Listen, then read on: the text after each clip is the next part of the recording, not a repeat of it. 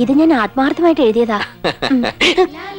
എന്താ അതൊക്കെ ഇത് വായിക്കുമ്പോ മനസ്സിലാവും. ഓ, അതെന്താ അതും ഇതേപോലെ ആത്മാർത്ഥമായിട്ട് എഴുതിയത് തന്നെ. എന്നുവെച്ചാ മറുപടി മറുപടി മറുപടിയോ?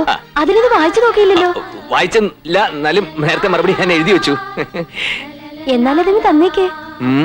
ഇതിലേതാണ് ആത്മാർത്ഥാന്ന് അറിഞ്ഞിട്ടേ ഞാൻ തരൂ. മാള് പോ. മാളു പൊയ്ക്കോ.